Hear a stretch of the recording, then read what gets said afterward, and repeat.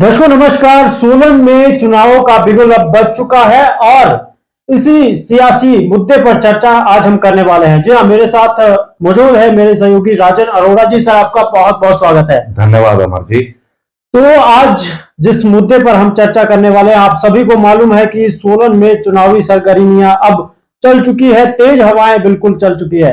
तो इस पर गहन चर्चा करेंगे कि आखिरकार कौन से वार्ड से कौन सा संभावित प्रत्याशी होने वाला है। आप सभी को मालूम है सोलन में कुल 17 वार्ड है और 17 के 17 वार्डों का विश्लेषण आज हम इस एपिसोड में करने वाले हैं। सर, क्या कहना चाहेंगे सबसे पहले जो विश्लेषण आज हम करने वाले हैं? बिल्कुल अमर जी, जब से रोस्टर जारी हुआ है तो चुनावी गलियारों में जो सरगर्मियां वो तेज हो चुकी हैं और सबकी धड़कनें तेज है कि किस वार्ड से कौन सा उम्मीदवार जो खड़ा होगा।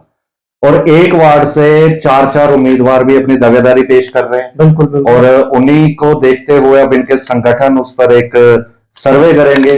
सर्वे के बाद ही तय असली नाम जो निकल के आएंगे। बिल्कुल, जिनको टिकट मिलने वाला है आखिरकार वो तो हाईकमान ही तय करने वाले हैं पार्टी के। चलिए सबसे पहले हम चर्चा करते हैं कि आखिरकार कौन कौन से वार्ड सर आरक्षित है और कौन से नहीं। कुल 17 वार्ड है वो हम आपको जानकारी दे दें कि वार्ड नंबर जो 10 वार्ड है वो रिजर्व है और जो 7 वार्ड्स हैं वो ओपन है। उसमें से भी 2 SC रिजर्व है और एक SC महिला रिजर्व है, जो 10 वार्ड रिजर्व है।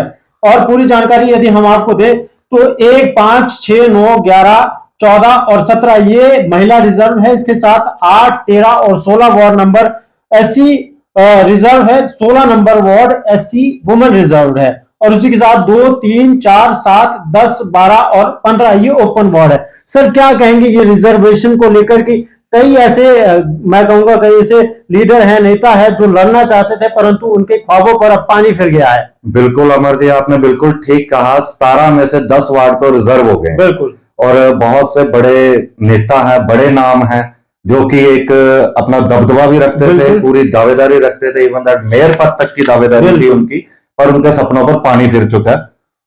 तो बिल्कुल, क्योंकि जो आरक्षण जो जारी हुआ है आरक्षण रोस्टर, उसके तहत अब वो अपने वार्ड से तो एटलीस्ट नहीं लड़ सकते। यदि आसपास के उनके वार्ड में उनका वोट है तो शायद वहां से लड़ सकते हैं। और मुझे लग रहा है कि पिछली बार की तरह इस बार भी नगर निगम पे महिलाओं का ही कब्जा है। वो तो सही देखी सी बात है क्योंकि महिला आरक्षित ज्यादा है। और चलिए वार्ड नंबर 1 से चर्चा शुरू करते हैं सर, जो देवघाट का एरिया है और मनीष सोपाल जी फिलहाल इसकी कमान संभाले हुए हैं। वार्ड नंबर 1 में मनीष सोपल जी का नाम बहुत बड़ा गिना जाता है। बिल्कुल। जबकि सबको पता है कि मनीष सोपल जी जो पहले भाजपा के उम्मीदवार रहे हैं, फिर उन्होंने भाजपा छोड़ी और उसके बाद आजाद उम्मीदवार के तौर पे भी उन्होंने सबको कड़ी टक्कर दी और एक तरफा मुकाबला लेके गए। बिल्कुल। जबकि आपने देखा होगा पिछले चुनावों में कि मनीष सोपल जी के पैर में चोट लगी थी और कन्विंसिंग भी नहीं की है उन्होंने डोर टू डोर जाकर के।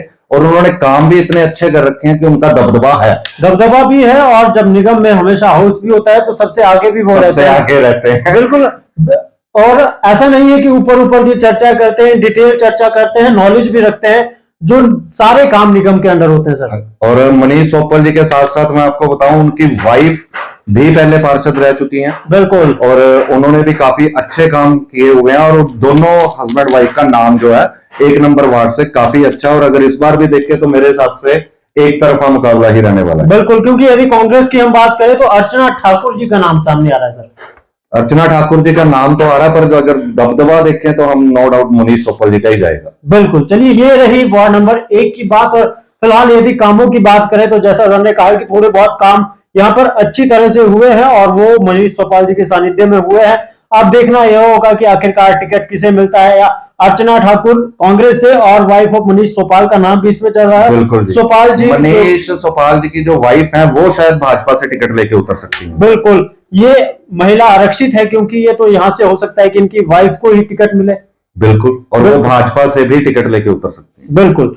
चलिए अब वार्ड नंबर 2 की तरफ बढ़ते हैं और सुषमा जी फिलहाल इसकी कमान संभाले हुए। सर, क्या कहेंगे वार्ड नंबर 2 जो रेलवे एरिया है और सुगंधा अपार्टमेंट का एरिया वो एरिया आता है, क्या लगता है वहां पर कुछ कार्य हुए हैं या किस तरह से आप उसकी 2 नंबर वार्ड में अगर देखा जाए तो काम कुछ डावाडोल ही रहे हैं, मिला जुला रहा है वहां का माहौल। पर नो डाउट सुषमा जी का भाजपा में काफी दबदबा है, रुतबा भी है, दबदबा भी है, नाम भी है और वो टिकट जरूर लेके आएंगी। बिल्कुल, क्योंकि ये ओपन वार्ड है और सुषमा जी पर फिर से भाजपा दाव खेल सकती है। और बाकी यदि कांग्रेस की हम बात करें, अरुण शर्मा का नाम यहां से सामने आ रहा है, विजय पुरी का नाम यहां पर सामने आ रहा है, रोहित शर्मा जी का नाम आ रहा है और नरेश ठाकुर जी का यहाँ से नाम आ रहा है। बिल्कुल, अरुण जी को सब जानते हैं, बघाड़ बैंक के चेयरमैन भी हैं और नाम उनका है, पेट्रोल पंप भी चला रहे हैं यहाँ पर। शायद पेट्रोल सस्ता दे दे कुछ। तो क्या पता कोई स्कीम तो लानी पड़ेगी जीतने के लिए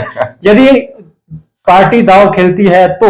और शांता धीमान जी का नाम भी बीजेपी से सामने आ रहा है। शांता धीमान जी नो डाउट अच्छा नाम है, बीजेपी उन पर भी दाव खेल सकती है, बट जो शकुंतला जी का नाम है वो थोड़ा ज्यादा। सुषमा जी और साथ ही साथ इसमें दीपक जी का भी नाम आ रहा है और अजय एडवोकेट जी का नाम जो भी फिलहाल चर्चाओं में है, संभावित प्रत्याशी हो सकते हैं। हालांकि तय पार्टी को करना है, हाईकमान को करना है, किसे कर देना है। और अगर हमारी सोचे तो इन सब नामों में से अपना सुषमा जी और अरुण जी का नाम जो है, जो हमारी समझ में आता है, बिल्कुल आपस में सकते हैं। बिल्कुल, चलिए आगे बढ़ते हैं और अगला जो हमारा वार्ड नंबर 3 रहने वाला है, रजनी जी इस वक्त इसकी कमाल संभाले हुए है और कथेड़ का ही एरिया आता है। सर क्या कहेंगे कथेड़ के एरिया के विकास को लेकर? कथेड़ एरिया के रजनी जी के वार्ड में काफी काम भी हुई है, हालांकि रजनी जी काफी चर्चा में भी रहती हैं। बिल्कुल, अलग अलग विषयों में उनकी चर्चा बनी रहती है और उनका काम भी रहा। और दोनों हस्बैंड वाइफ जो है, गौरव राजपूत और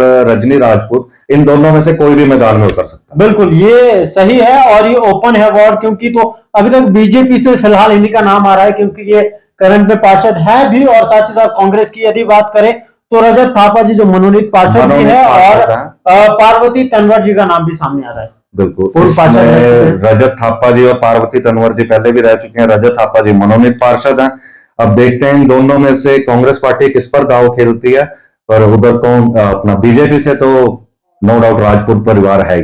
बिल्कुल, रजनी जी और उनके हस्बैंड इवन हो सकते हैं, ओपन है, क्योंकि कोई भी इस पे उतर सकते हैं इस चुनावी रण में। बाकी फिलहाल जो हम कह रहे हैं कि तय तो पार्टी हाईकमान को ही करना है, पार्टी हाईकमान ही तय करेगी अब हस्बैंड वाइफ में से किसको मैदान में उतारेंगे। बिल्कुल, और एक जगनूर सिंह जी है, इनका नाम भी आ रहा है सामने। बिल्कुल, जगनूर सिंह जी भी एक सरदार जी हमारे, उनका माल रोड पे रेस्टोरेंट भी है, तो वो भी काफी चर्चा में चले हुए हैं। अब देखते हैं वो किस पार्टी से उतरते हैं या आजाद लड़ते हैं। बिल्कुल, दावेदारी तो बहुत से पेश करेंगे, अब आगे की बात देखनी होगी। बाकी वार्ड नंबर 4 की तरफ बढ़ते हैं, जो अपना स्लोगरा की तरफ लगता है, और यहाँ से संगीता जी फिलहाल जो कमान है संभाले हुए। सर बिल्कुल सर, संगीता जी ने कमान भी संभाली हुई है और अभी पिछले दिनों उनके हस्बैंड भी एक्सपायर हुए हैं, तो मुझे लगता है कि संगीता जी को काफी सिंपैथी भी मिलेगी और आई थिंक पार्टी इन्हीं पे ही दाव खेलेगी। बिल्कुल, और साथ ही यहीं से स्वाति का नाम भी आ रहा है। स्वाति जी का नाम ओपन वार्ड है, क्योंकि तो यहाँ पे कोई भी दावेदारी कर सकता है। स्वाति जी कांग्रेस से ही सामने आ रही है। ये तो पार्टी देखेगी, बट अगर नाम की अगर दावेदारी ज्यादा देखी जाए तो वो संगीता ठाकुर। बिल्कुल, और बीजेपी की बात करें, बीजेपी की यहाँ पर भरमार है, थोड़ी लिस्ट है। सबसे पहले हम बता दें कि जिला संख्या अधिकारी है जो सेवानिवृत्त है, उनका नाम सामने आ रहा है, राकेश कुमार जी। और मुझे लगता है कि कांग्रेस या भाजपा इनमें से कोई भी इन पर दाव खेल सकती है, क्योंकि अभी इनका कोई ऐसा नहीं है कि कांग्रेस से है या बीजेपी से, परंतु इनका नाम सामने आ रहा है और ये वहां पर सक्रिय भी रहते हैं।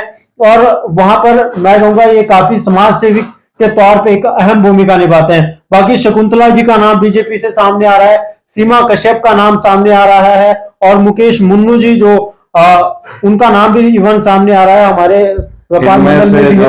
व्यापार मंडल में भी है। और जो मुकेश मुन्नू जी है, इनको हम काफी समय से देख रहे हैं, ये भाजपा के बड़े एक्टिव एक कार्यकर्ता हैं। बिल्कुल, उम्मीद है कि इस बार थोड़ा इन पे दाव खेला जा सके। और रिपु दमन सिंह जी का नाम सामने आ रहा है, और राकेश शर्मा इनका सामने नाम आ रहा है। अमर जी, जिस हिसाब से चुनाव नजदीक आ रहे हैं और जिस हिसाब से लोग अपनी दावेदारियां पेश कर रहे हैं, एक ही वार्ड में 6-6, 7-7 नाम की दावेदारियां। आपको मैं ये भी बता दूं कि कांग्रेस भाजपा के अलावा अगर इनको टिकट नहीं मिलती बीजेपी से या कांग्रेस से, तो ये अपना अगला विकल्प भी चुन सकते हैं। आम आदमी पार्टी भी बहुत एक्टिव हो रही है। बिल्कुल दर्शकों, ये बड़ा इंटरेस्टिंग पॉइंट होने वाला है, क्योंकि आम आदमी पार्टी और साथ ही साथ जो हमारी राष्ट्रीय देवभूमि पार्टी है, रूमी ठाकुर जी, वो भी काफी चर्चा में चले हैं। इवन दैट कल अगर आपने देखा हो तो रूमी ठाकुर जी ने मैसेज भी एक पोस्ट डाली है कि हमारा दरबार खुला है, आओ और हमारी ओर से टिकट लेके लड़ो। बिल्कुल, और ये बड़ा इंटरेस्टिंग होने वाला है। यदि पार्टी,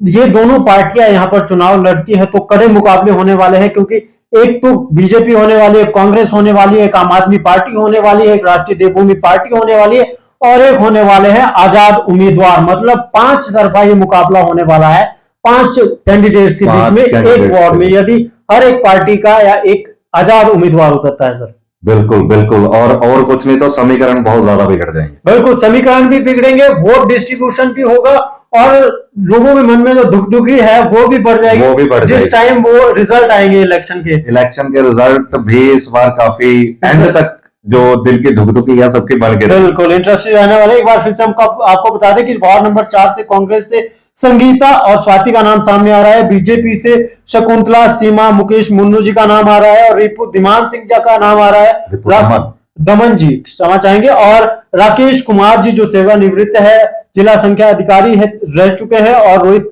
भारद्वाज जी का नाम सामने आ रहा है और राकेश शर्मा जी जो लेडी है, महिला है, इनका नाम सामने। बिल्कुल, आप देख रहे हो अमर जी, एक ही वार्ड से बीजेपी के आई थिंक 7-8 उम्मीदवार अपनी दावेदारी पेश कर रहे हैं। दावेदारी तो कोई भी पेश कर सकता है, परंतु बीजेपी की एक खासियत है सर, वो किसी को भी कैंडिडेट बना सकती है, किसी को भी बनाती है। वो तो इनका एक सर्वे होगा, प्रॉपर सर्वे होगा, सर्वे के बाद शिमला नाम जाएंगे, फिर हाईकमान से नाम निकलेंगे। पर इनमें से कुछ ऐसे हैं, वैसे तो बीजेपी के लोग बहुत कम देखे हमने छोड़ के जाते हुए, पर ऐसे माहौल में कई बार ऐसी नाराजगी पैदा होती है तो वो दूसरी पार्टी की ओर अपना रुख कर लेते हैं। परंतु बीजेपी पार्टी का जो मैं कहूंगा जमीनी स्तर का कार्य वो बहुत ही बेहतरीन है, उसे कोई नहीं नकार सकता, ना हम ना आप। हालांकि इस मामले में जो कांग्रेस है, हालांकि उनकी कार्यकारिणी अब तक गठित नहीं हुई तो थोड़ा डामाडोल उनकी पार्टी में देखने को मिलता है, परंतु जमीनी स्तर पर यदि काम करती है बीजेपी, एब्सोल्युटली जमीनी स्तर पर कार्य करती है सर। बिल्कुल बिल्कुल जी।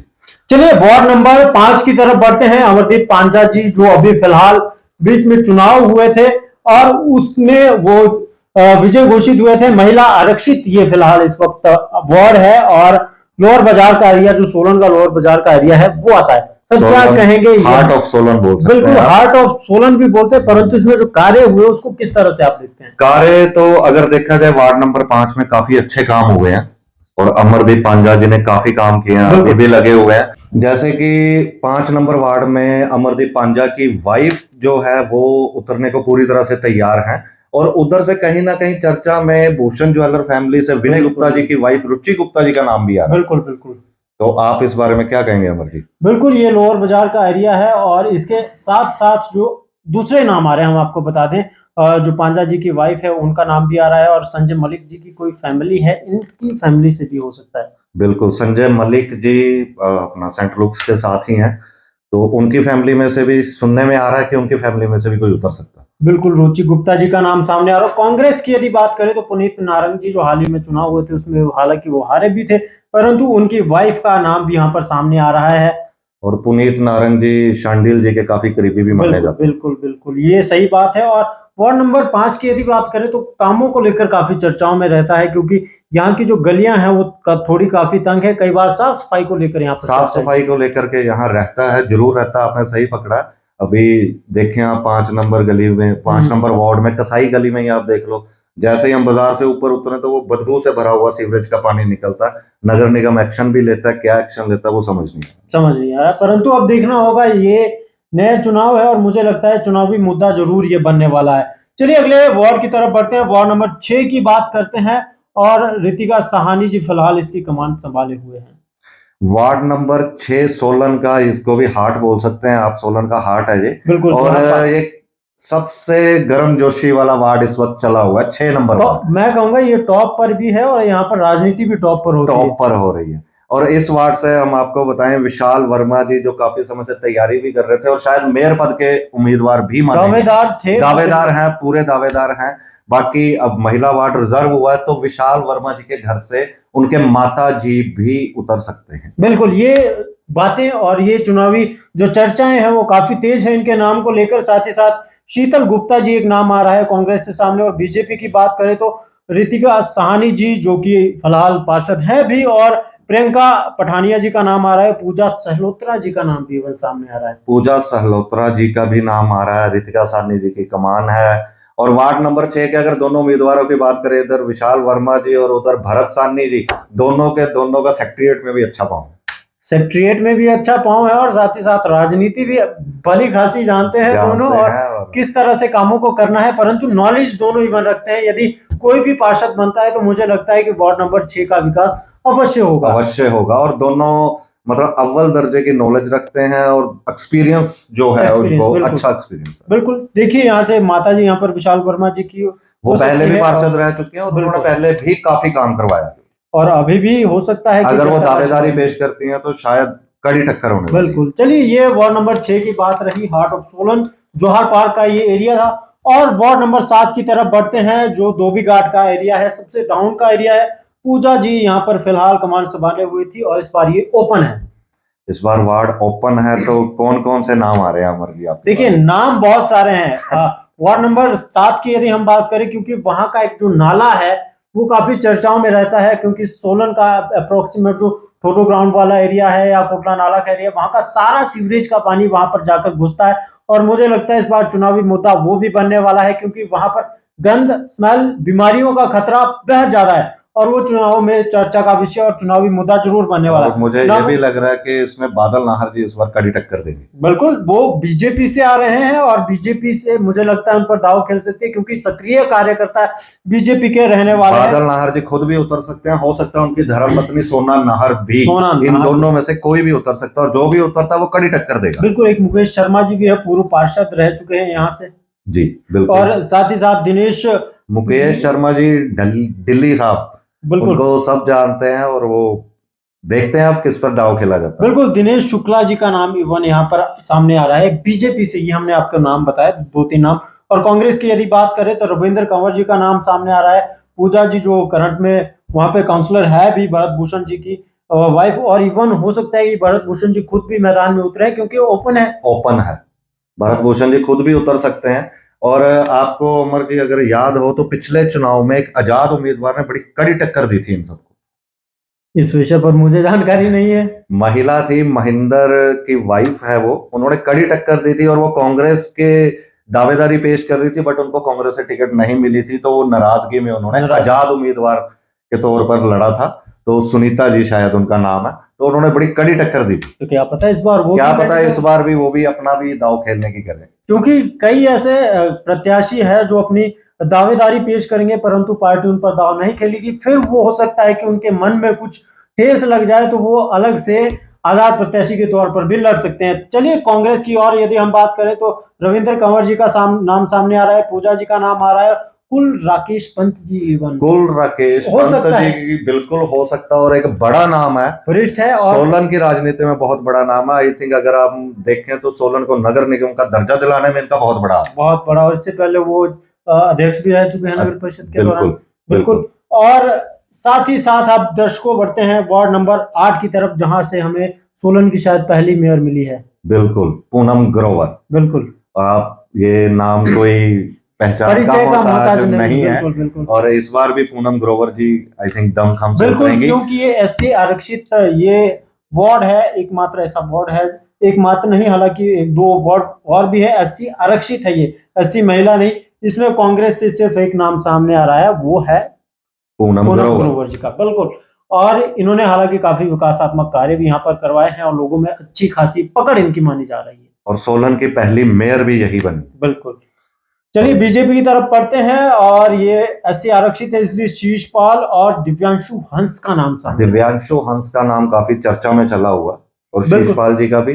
बाकी तो अब देखना है अभी ये क्या काम करता है, पर पूनम ग्रोवर को टक्कर देना थोड़ा मुश्किल है, टफ भी है, परंतु ये देखना होगा कि दिव्यांशु हंस एक युवा, मैं कहूंगा यदि इन्हें मौका मिलता है, बीजेपी इन पर दाव खेलती है, युवा है, और यदि लोगों की सोच है कि इस बार युवाओं को, यूथ को मौका दिया जाए, तो हो सकता है इन पर भी दाव खेला जा सकता है। चलिए, वार्ड नंबर 9 की तरफ बढ़ते हैं, जो हमारा हॉस्पिटल रोड है, और शैलेंद्र गुप्ता जी फिलहाल कमान संभाले हुए थे, और इनके सपनों पर मुझे लगता है ये जो मेयर पद के भरसक दावेदार थे, परंतु इनके सपनों पर मुझे लगता है पानी फिर गया। और ये मुझे लगता है कि कहीं और से भी, कहीं ना कहीं कांग्रेस की जितनी टिकटें बटेंगी उन पे कमान इन्हीं की रहेगी, बीजेपी की। बिल्कुल, और ये अध्यक्ष भी है, सोलन शहरी मंडल अध्यक्ष है, और अच्छी पकड़ है यहाँ नहीं तो वहां सही कहीं ना कहीं अपना दबदबा जरूर रखेंगे और अपनी बेबाकी के लिए ये जाने जाते हैं।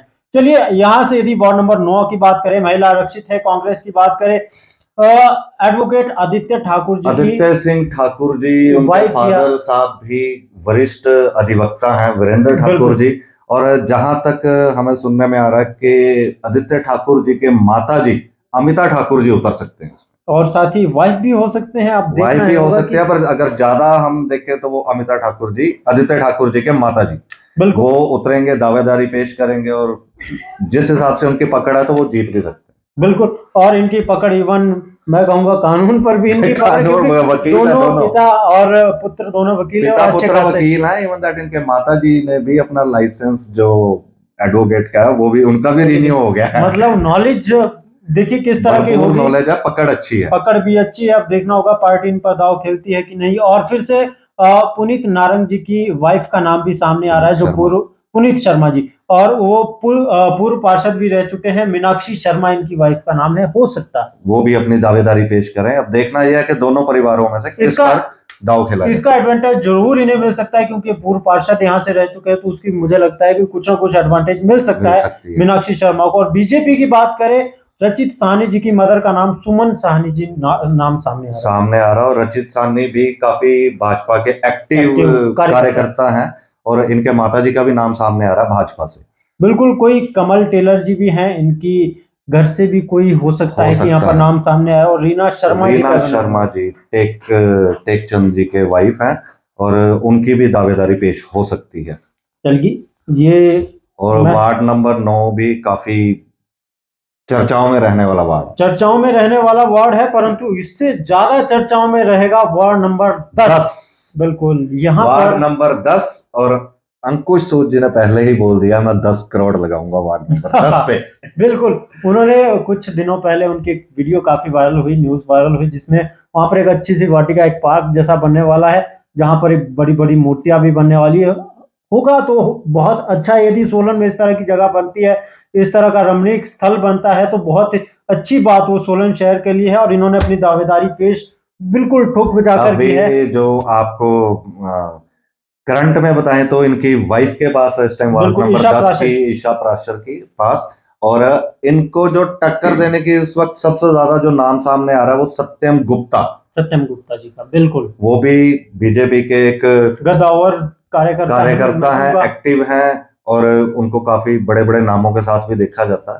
तो वो अपनी भरपूर दावेदारी पेश कर रहे हैं। तो अब देखने की बात है कि टक्कर कैसी रहेगी, कड़ी टक्कर रहेगी। बिल्कुल, वाइफ ऑफ वीरेंद्र सूद जी, इंदु सूद का नाम सामने आ रहा है, विवेक डोभाल जी का नाम सामने आ रहा है, विशाखा जी, ये वार्ड नंबर 10 में भी आती है। और दूसरा वार्ड है वार्ड नंबर 17 में, उसमें भी ये महिला मोर्चा की अध्यक्षा है सोलन की। यदि बात करें, काफी मैं कहूंगा काफी तेज तरार और काफी एक्टिव ये कार्यकर्ता बीजेपी की मानी जाती है, तब इन्हें अध्यक्ष पद से भी नवाजा गया है, सम्मानित किया गया है।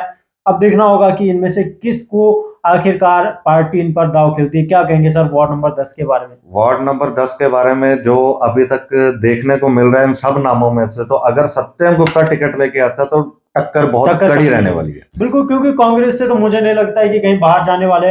अंकुश सूद की दावेदारी है और उनकी पकड़ भी अच्छी है, युवा मोर्चा में काफी अच्छा काम कर चुके हैं, और शांडिल जी के बेहद करीबी शहरी अध्यक्ष भी रह चुके, और शांडिल जी के काफी करीबी माने जाते हैं। बिल्कुल, और मुझे लगता है कि इन पर दाव अवश्य खेलेगी कांग्रेस पार्टी, इसमें कोई सोचने विचारने की कोई बात नहीं है। अमर जी, एक नाम हमारे से 6 नंबर वार्ड का छूट गया, संधीरा जी।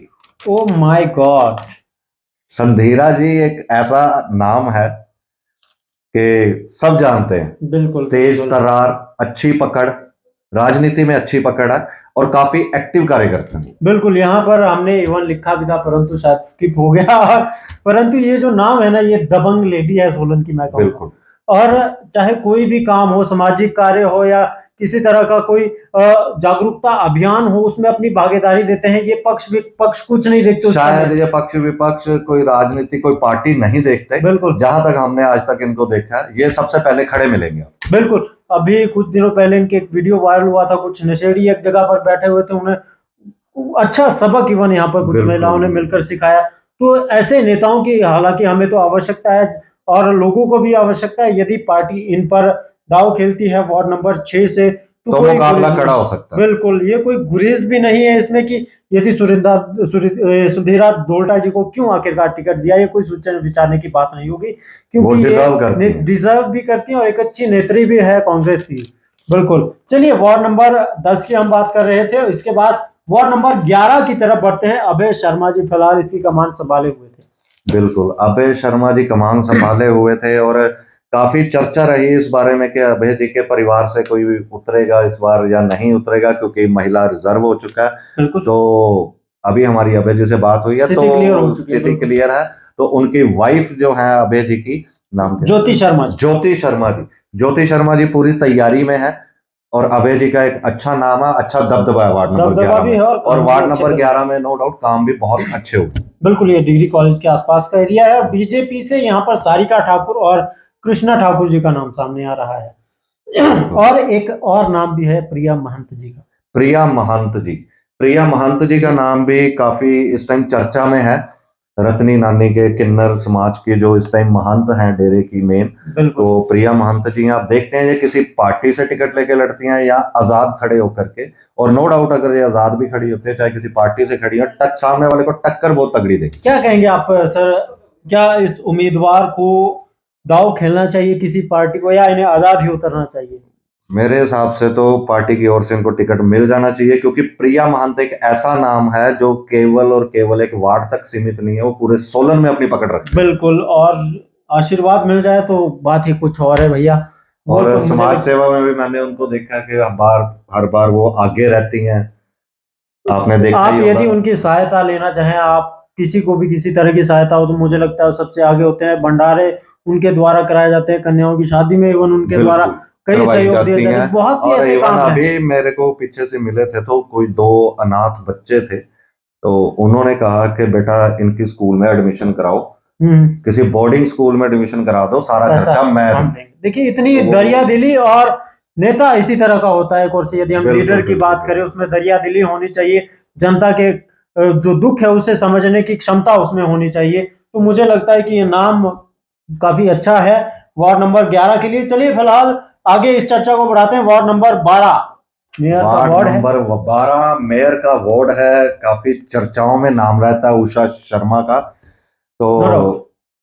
अब देखते हैं वार्ड नंबर 12 में और कौन कौन उम्मीदवार चलिए, उषा शर्मा जी का जो नाम सामने आ रहा है, वो तो जग ऑब्वियस जाहिर सी है। बात है, ओपन है वार्ड, तो वो मेयर पद पर है और हो सकता है पार्टी उन पर दाव खेले, क्योंकि जो मेयर पद पर रह चुकी है उन्हें बिल्कुल, पार्टी आखिरकार क्यों क्यों टिकट नहीं छोड़ेगी। देगी। मधु ठाकुर जी का नाम यहाँ पर सामने आ रहा है, विनय शर्मा जी का नाम सामने आ रहा है, अजय शर्मा जी। विनय शर्मा जी भी इस टाइम टूरिज्म का डिपार्टमेंट भी उन्होंने शायद कुछ है उसमें, तो वो भी उनके पास कमान है। और विनय शर्मा जी का अच्छा नाम है माल रोड अजय पे। शर्मा जी और का वहीं विनय शर्मा जी के भाई हैं अजय शर्मा जी, रजिंद्रा इलेक्ट्रॉनिक्स से। तो वो भी बोल रहे हैं कि हम भी अपनी दावेदारी पेश करेंगे, बाकी तो हाईकमान का फैसला है किसके ऊपर दाव खेलेंगे। बिल्कुल। और मधु ठाकुर जी एक सफल बिजनेसमैन भी है, बिजनेस वुमेन है, और हो सकता है पार्टी यदि ये चाहे पार्टी में थोड़ी दावेदारी पेश करे तो हो सकता है इन पर भी दाव खेला। परंतु जहां तक मुझे लगता है कि पहली जो उषा शर्मा जी, उषा बिल्कुल। शर्मा पार्टी की जो पहली पसंद रहेगी वो उषा शर्मा ही रहेगी। कॉज ऑफ उन्होंने अपने एरिया में काम भी किया और सोलन में मेयर की कमान संभालना कोई परंतु आसान काम सर, नहीं। इस वक्त जो सबसे ज्यादा चर्चाओं का विषय वार्ड नंबर 12 में बना हुआ है, वो हमारे वरिष्ठ पत्रकार अमरप्रीत सिंह पुंज जी का बना हुआ है। अमरप्रीत सिंह पुंज जी एक चर्चित नाम है, युवा है और आज तक मीडिया के माध्यम से वो लोगों की सेवा करते आए हैं। तो अभी देखने की बात है कि अगर उन पर दांव खेला जाता है तो वो राजनीति में उतर कर भी लोगों की देखिए, सेवा अभी करने के तक इच्छुक यदि है। हम बात करें तो वार्ड नंबर 12 के कई लोग ऐसे भी हैं, जागरूक लोग, या हम कहेंगे जिनके मन की इच्छा है कि हमें थोड़ा जो पुरुष का नेतृत्व मिले, क्योंकि अभी तक लगभग पिछले 10 सालों से यहाँ पर महिला नेतृत्व चला हुआ था।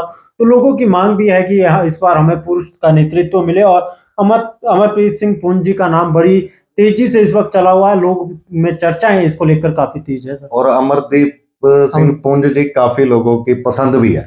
पसंद भी है और काफी क्योंकि कर्मठ भी है, एक्टिव है, और नॉलेज जीवन रखते हैं कि आखिरकार निगम के कार्य किस तरह से होते हैं, बिल्कुल कौन से कार्य लटके हुए अधर में। क्योंकि पत्रकार एक ऐसा, मैं कहूंगा, शख्स होता है, एक ऐसा व्यक्तित्व होता है जिसे सारी नॉलेज होती है, इवन राजनीति से लेकर, और साथ में प्रशासनिक कार्य किस तरह से होते हैं। किस तरह से होते हैं और पूरी नॉलेज रखते हैं। और सबसे बड़ी बात है अमर सिंह पुंज एक हंसता खेलता चेहरा है और हंसी मजाक से करते करते अपना वो काम भी कर जाते हैं। काम भी कर जाते हैं, तो मुझे लगता है कि किसी ना किसी को उन पर दाव अवश्य खेलना चाहिए। खेलना यदि चाहिए। नहीं खेलते तो हमें लगता है और कि अगर ये आजाद इन्हें भी खड़े आजाद होते हैं तो ये सारी पार्टियों का समीकरण बिगाड़ने का दम भी रखते हैं। बिल्कुल बिल्कुल, नो डाउट, इसमें कोई डाउट नहीं है। तो ये सबसे बड़ा नाम फिलहाल जो चर्चाओं में वार्ड नंबर 12 में है वो अमरप्रीत पुंज जी का है और हमारे सम्माननीय है। चलिए बाकी नामों पर भी हम चर्चा करते हैं। विधि चंद जी का नाम सामने आ रहा है, सुधीर ठाकुर जी का नाम सामने आ रहा है, मधु कौशिक जी का नाम सामने आ रहा है, मंजुला ठाकुर जी का नाम सामने आ रहा है, प्रियंका अग्रवाल जी का नाम बीजेपी से प्रियंका सामने आ रहा है। अग्रवाल भी एक बड़ा नाम है,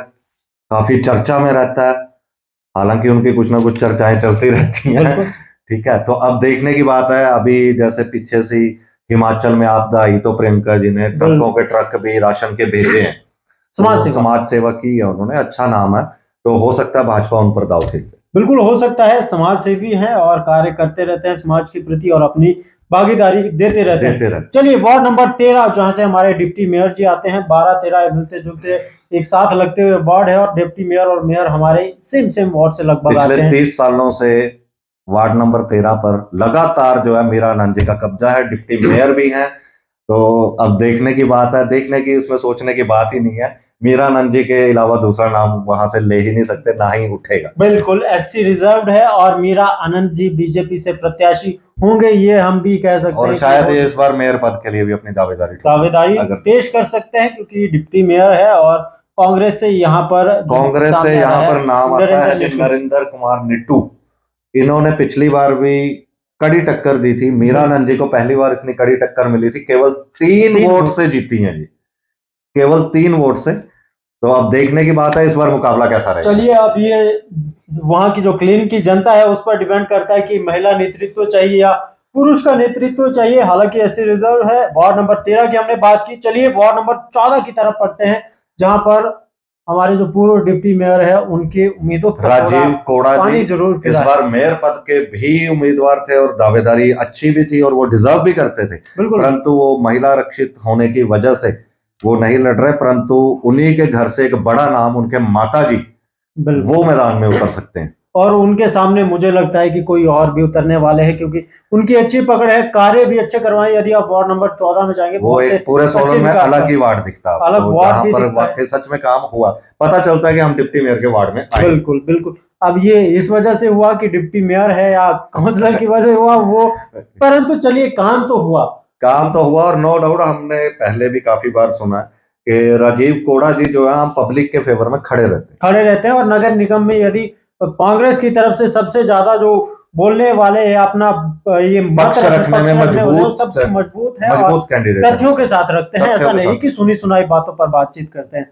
चलिए अच्छे नेता थे, परंतु अभी तक राजीव कोड़ा जी का जो मुकाबला होता है नरेश गांधी, काफी चर्चित नाम है, परंतु इस बार नरेश गांधी परिवार जो है अभी चुप है, शायद अभी चुप है। और वो जहां तक हमें पता चला नरेश गांधी परिवार अपनी सहमति से मीना चौहान जी को समर्थन करके बीजेपी से उतारेंगे। देखिए मीना चौहान जी की यदि हम बात करें, कृष्ण स्वरूप जी को यदि आप जानते हैं, सोलन में शोली केबल के नाम से चर्चित नाम है, उनकी वाइफ का नाम है और ये एक स्ट्रॉन्ग नाम हो सकता है क्योंकि मीना चौहान जी को समर्थन मिल रहा है नरेश गांधी फैमिली से समर्थन भी मिल रहा है और खुद भी आपका कृष्ण स्वरूप जी का सोलन में अच्छी पकड़ है, अपने वार्ड में अच्छी पकड़ है, केबल के जरिए वो घर घर में मौजूद हैं, नेट उनके चलते हैं, माल रोड पे अब कहीं ऐसा ना हो कि यदि इन्हें टिकट मिल भी जाए तो इनकी ओर से केबल मिलेगी, फ्री में आपको केबल नेटवर्क पहुंचाया जाएगा। परंतु काफी एक्टिव है, खुद भी काफी एक्टिव है और स्ट्रांग भी है। तो वो देखा जा रहा है, माना जा रहा है कि इनकी वाइफ मीना चौहान मिल सकता है और इन्होंने दावेदारी भी इन्होंने यहाँ पेश की है। कल्पना ठाकुर जी का नाम यहाँ से सामने आ रहा है, कल्पना ठाकुर जी का भी नाम आ रहा है, पर अगर देखा जाए, अगर दाव खेला जा सकता है तो बीजेपी जो है आई थिंक मीना चौहान पे ही दाव खेलेगी। हो सकता है, बाकी तो संभावित है। ये जितनी भी हम लिस्ट पढ़ रहे हैं ये सब संभावित है, अभी इस पर कुछ नहीं है। ये वो नाम है जो मैदान में चुनावी दंगल में उतरने को अपनी दावेदारी पेश कर सकते हैं। बिल्कुल। अब बाकी पार्टी हाईकमान के हवाले। चलिए वार्ड नंबर 15 की तरफ बढ़ते हैं। संतोष ठाकुर जी इसकी कमान संभाले हुए है। बिलोट डिग्री कॉलेज का ये एरिया आता है, बॉयज हॉस्टल के नीचे का, और सूर्य विहार का थोड़ा सा एरिया इसमें आता है और ये ओपन वार्ड है सर।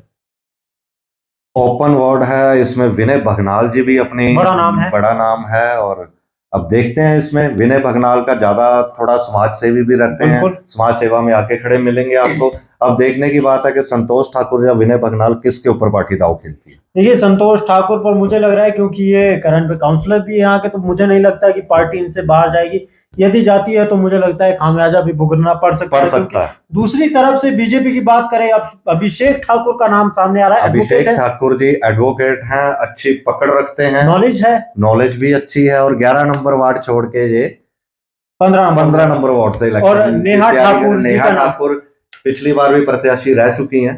तो अब देखने की बात है, दोनों एक्टिव हैं, दोनों युवा चेहरे हैं। बिल्कुल, बीजेपी की जो ये नेत्री है काफी एक्टिव है और समय समय पर अपनी मौजूदगी यहाँ पर पार्टी में देते रहते हैं और समाज सेवा के कार्यों में भी लगातार ये अपनी भागीदारी देते हैं। तो देखना होगा पार्टी किस पर दाव खेलती है, इन दो नामों पर या कोई तीसरा अन्य चर्चित नाम सामने आता है। यदि आता है वो जानकारी आपके साथ हम शेयर जरूर करेंगे जैसे ही आती है। वार्ड नंबर 16 की तरफ बढ़ते हैं। सीमा जी का ये वार्ड है और रबौन एरिया ही आता है। सर क्या कहेंगे, रबौन में क्या कार्य हुआ है, क्योंकि काफी अच्छी लोकेशन वहां पर देखने को, काफी अच्छी लोकेशन है, और रबौन एक ऐसा एरिया जो काफी चर्चा में रहता है। वहाँ लड़ाई झगड़े, आपने कल परसों भी काफी वीडियो वायरल हुई है, वो साइड में थोड़ा वो एनएच की वजह से हो जाता है रह जाता है, पर उस एरिया में काम भी कुछ मुझे नहीं लगता कि कुछ खास हुए। चलिए फिर नामों पर चर्चा करते हैं। एससी महिला रिजर्व, ये एकमात्र ऐसा वार्ड है जो एससी महिला रिजर्व है और यहाँ से दो तीन नाम सामने आ रहे हैं। कांग्रेस से रेखा जी का नाम सामने आ रहा है, बीजेपी से सीमा जी जो करंट में यहाँ के पार्षद है भी। तो ये मात्र दो नाम यहाँ से सामने आ रहे हैं। हो सकती है कि आमने सामने की लड़ाई, और बीजेपी मुझे नहीं लगता कि सीमा जी से बाहर जाने वाली है। कांग्रेस का सीमा जी का दबदबा भी है, सीमा जी का भी दबदबा है, उनके हस्बैंड का भी काफी वहां पर नाम चर्चा में रहता है, समाज सेवी हैं, अच्छे कार्य करते हैं। यदि कार्य हुए होंगे तो बिल्कुल सीमा जी को विजय यहाँ से बनाया जाएगा यदि पार्टी इन पर दाव खेलती है। परंतु देखना होगा कांग्रेस का जो प्रत्याशी है, क्या रेखा जी के अलावा भी कोई नाम सामने आता है तो उसकी जनता में कैसी पकड़ है, वो देखने और सोचने विचारने का विषय है। यदि जिस तरह से जब नाम तय होंगे उनके साथ हम प्रयास करेंगे, सभी के साथ साक्षात्कार करें, उनकी आखिरकार क्या मंशा है, क्या विजन है, वो जानने का भी भरसक प्रयास करेंगे। अब बात करेंगे सोलन के आखिरी वार्ड की, और जहां पर ये बेहद मुझे लगता है कि मैं पर्सनली यदि किसी काउंसलर को यदि मैं पसंद करता हूं तो ये जो वार्ड नंबर 17 के काउंसलर थे, उनका जो व्यक्तित्व है काफी शांत, नॉलेज और ग्राउंड स्तर पर जो मतलब लोगों के साथ, जनता के साथ पकड़ है, वो काफी बेहतरीन लगती है मुझे। जो बात करने का इनका सलीका है, सरदार सिंह ठाकुर जी है नाम। एक सोलन की राजनीति में बड़ा नाम है सरदार सिंह ठाकुर, और काफी अच्छे कार्य करते हैं, एक्टिव भी रहते हैं, नगर निगम पर भी अच्छा इनका पकड़ जो बोल सकते हैं हम, और आम आदमी के साथ जमीन से जुड़े हुए इंसान। बिल्कुल, अगर मुझे लगता, यदि मुझे चूज करना होता कि मैं 17 पार्षद में से किसको मेयर पद, तो सरदार सिंह ठाकुर मैं इनका नाम लेता, क्योंकि मैं इनसे इतना नहीं कि मेरा इनसे रोज का मिलना जुलना है, कभी जब मिला हूं, इनकी जो बात करने का सलीका है और इनके पास जो नॉलेज है बहुत सारी है, और पॉलिटिकल नॉलेज भी बने, परंतु ये राजनीति का शिकार मुझे लगता है हुए हैं, क्योंकि इनसे कई बार दावे हुए हैं जो हमारा बगाट बैंक का उसके अध्यक्ष पद को लेकर भी, और साथ ही साथ नगर निगम के मेयर पद को लेकर भी अगली बारी आपकी, परंतु इनकी बारी नहीं आई, और इस बार तो यहाँ पर ये महिला आरक्षित यहाँ पर ये वार्ड कर दिया गया है।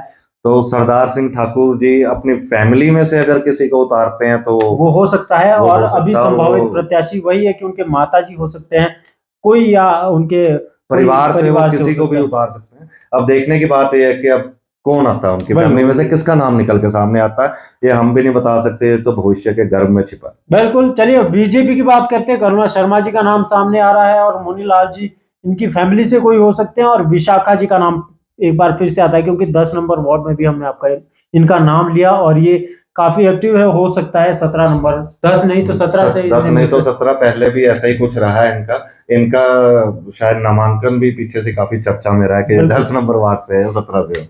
चलिए, ये महिला रिजर्व, और एक वार्ड नंबर 4 में भी हमारे पत्रकार की धर्मपत्नी जी सीमा जी, बिल्कुल, ये हमने आपके साथ शेयर की है जानकारी। अब देखते, वो भी काफी एक्टिव है लेडी, और उनके हस्बैंड खुद भी एक पत्रकार हैं, खबर अभी चैनल भी चला रहे हैं, तो अच्छी पकड़ है उनकी समाज में भी, मार्केट में भी और राजनीति। हो सकता है उनका नाम भी हो, परंतु फिलहाल यहाँ से जो सबसे चर्चित नाम है वो राकेश कुमार जी का चला हुआ है। सेवानिवृत्त अधिकारी है, जिला संख्या अधिकारी है, रह चुके हैं और इनका नाम काफी तेजी से और चर्चाओं में चला हुआ है।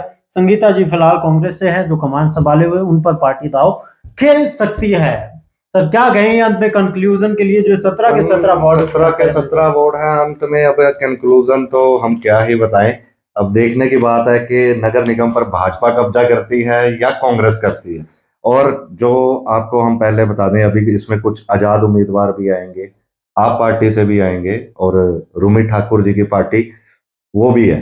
तो रूमी ठाकुर जी और आप पार्टी तो जहां तक हमें सुनने में आया कि ये खुले ऑफर देने वाले हैं कि अगर आपको भाजपा या कांग्रेस से टिकट नहीं मिलती तो आप हमारे पास आए, हमारे दरवाजे खुले हैं। बिल्कुल दर्शकों, ये बहुत ही इंटरेस्टिंग पॉइंट है और यदि ये पार्टी कदम रखती है तो कुछ ना कुछ फर्क जरूर पड़ेगा।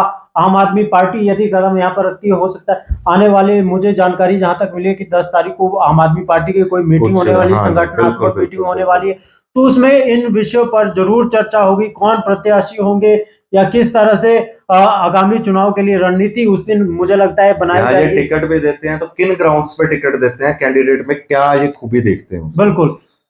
चलिए दर्शकों, फिलहाल जैसे जैसे राजनीतिक चुनाव नजदीक समय आता जा रहा है, 31 मई का टाइम है दिया गया कोर्ट की ओर से कि उससे पहले पहले इलेक्शन करवा दिए जाए, तो चुनावी गलियारों में राजनीति तो तेज हो ही रही है। बिल्कुल, हवाएं गर्म हो रही हैं, धड़कनें तेज हो रही हैं। तो आगे की भी चर्चा हम ऐसे ही करते रहेंगे आपके साथ। बिल्कुल दर्शकों, यदि इनमें से कोई नाम, किसी वार्ड में से कोई नाम रह गया है, आप जरूर कमेंट के माध्यम से हमें शेयर करिए कि कौन से वार्ड से कौन सा नाम और प्रचलित है। हम प्रयास करेंगे कि अगली सीरीज में, अगले एपिसोड में उनका नाम जरूर आपके साथ शेयर करेंगे और यदि कोई गलतियां होगी या कोई मिस्टेक होगी उसे क्षमा करें। और फिलहाल इस वीडियो को शेयर ज्यादा से ज्यादा करें ताकि सभी लोगों तक ये जानकारी पहुंच सके आखिरकार कौन किस वार्ड से संभावित प्रत्याशी हो सकता है या पक्का प्रत्याशी हो सकता है, उसकी जानकारी सभी लोगों तक जा सके, क्योंकि सभी चाहते हैं कि हमें जानकारी हो हमारे वार्ड से कौन काउंसलर बन रहा है। चलिए फिलहाल अभी इस एपिसोड को यहीं पर समाप्त करते हैं। इस एपिसोड में मेरा साथ दिया न्यूज वेब से राजन अरोड़ा जी, मैं आपके साथ अमर सिंह। धन्यवाद। जय हिंद, जय भारत, जय Himachal.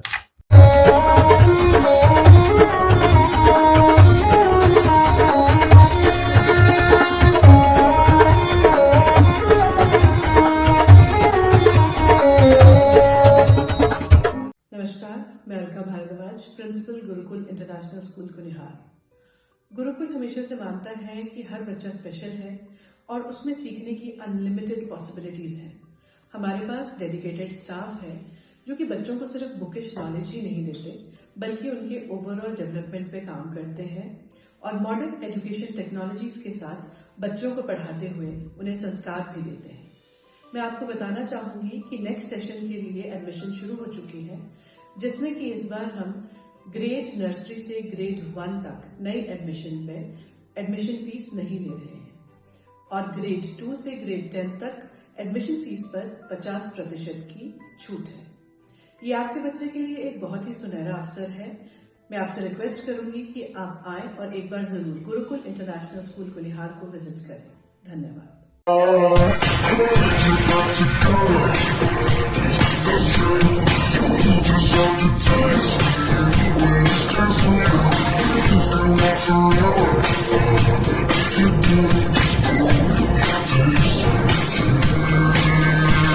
Looking for a school that shapes not just students but future leaders? Welcome to Kasoli International Public School, a world-class residential institution where learning goes beyond classrooms.